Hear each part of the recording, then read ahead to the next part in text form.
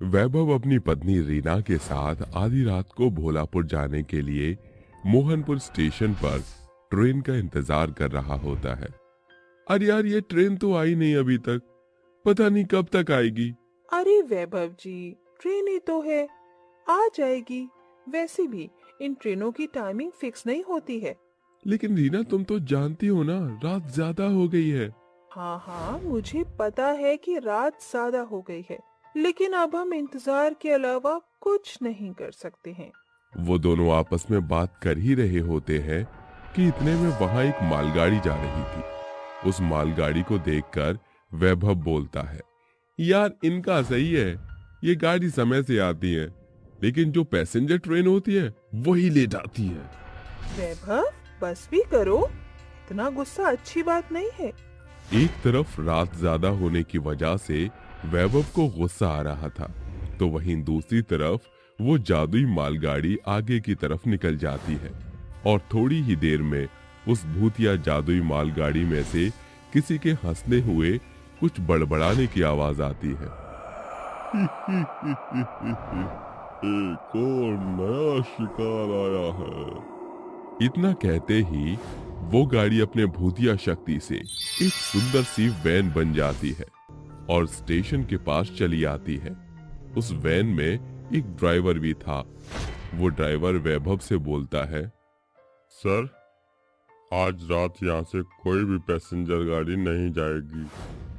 उसके इतना कहते ही तेज हवाएं चलने लगती है और आंधी आ जाती है।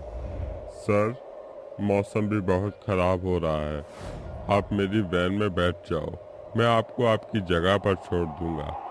रीना और वैभव कुछ नहीं बोलते, मानो वो दोनों कुछ देर के लिए उस ड्राइवर की आवाज से सम्मोहित हो गए थे। दोनों उस गाड़ी में बैठ जाते हैं।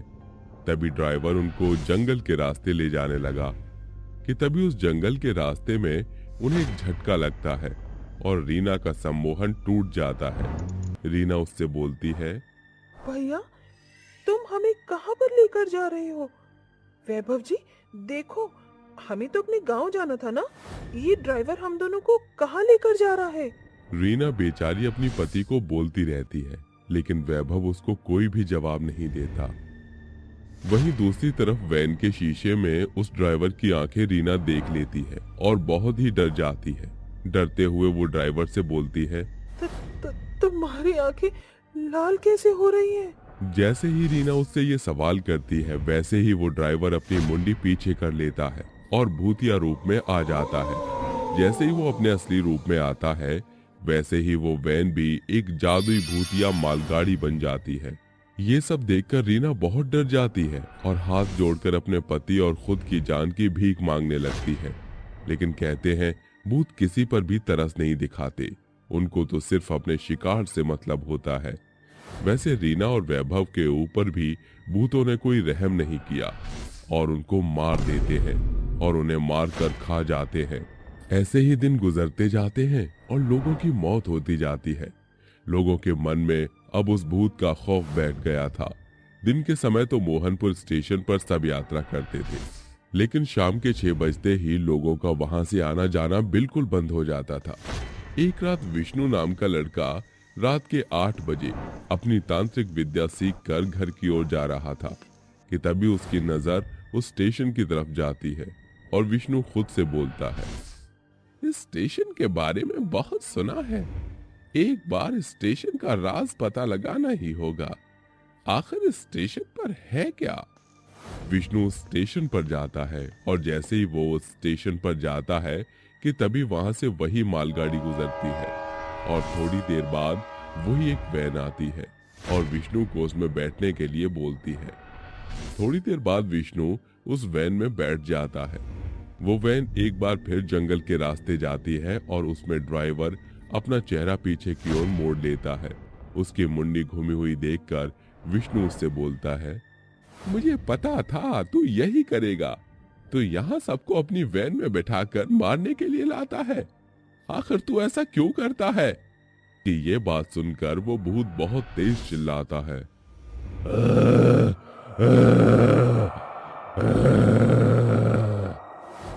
वो भूत इतनी तेज चिल्लाता है कि वैन के सारे शीशे टूट जाते हैं और वो वैन से एक जादुई भूतिया मालगाड़ी बन जाती है। वो भूत अचानक हवा में उड़ जाता है और गुस्से में गुर्राने लगता है। उसको गुर्राते हुए देख विष्णु उससे बोलता है, तू मुझे सब कुछ सच बता दे, गुर्राने का कोई फायदा नहीं है, क्योंकि अगर तूने सच नहीं बताया तो मैं तेरी इस मालगाड़ी को और तुझे भस्म कर दूंगा।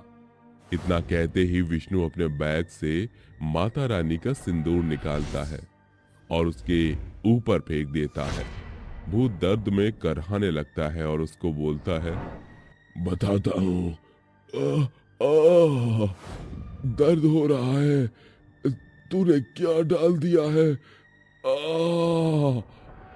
अब बता जल्दी, वरना भस्म कर दूंगा तुझे। बताता हूँ।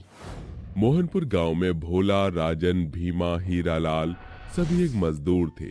वो सभी इस मालगाड़ी में काम करते और जो थोड़े पैसे मिलते सब मिलजुल कर खुशी से रहते थे।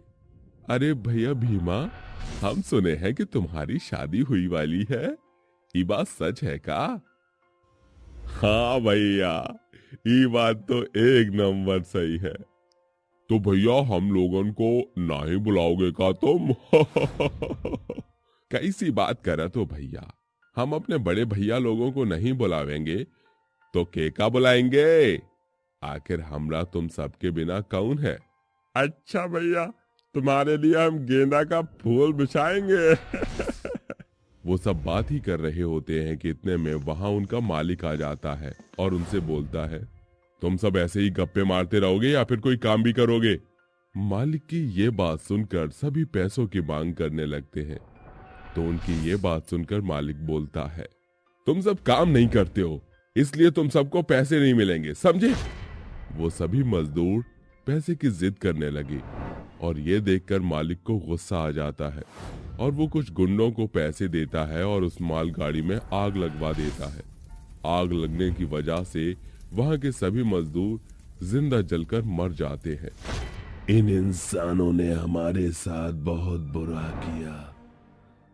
आखिर हमने तो अपनी मजदूरी के पैसे ही मांगे थे और इसने हमारे साथ क्या किया? मैं मार दिया। तब से हम लोगों ने इंसानों को मारना शुरू कर दिया है। मानता हूं तुम्हारे साथ गलत हुआ है, पर तुम यूं इस तरह लोगों को नहीं मार सकते हो। चलो जाओ इस दुनिया से और अपनी दुनिया में खुश रहो। नहीं, हम नहीं जाएंगे। इतना कहते ही भूत बहुत तेज तेज चिल्लाने लगता है। उसकी चीख इतनी तेज होती है कि उसकी आवाज सुनकर पास वाले गांव के लोग वहां आ जाते हैं और ये सब देखने लगते हैं।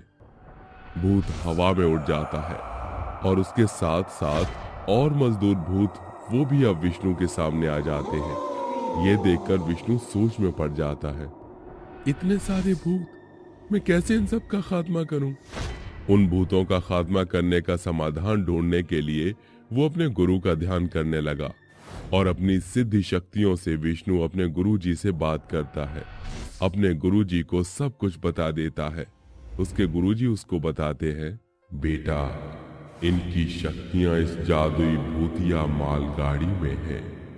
तुम इनकी मालगाड़ी में गंगा जल छिड़क दो, उसके बाद वो मालगाड़ी अपने आप जल जाएगी और उनके साथ साथ सारे भूत भी जलकर भस्म हो जाएंगे।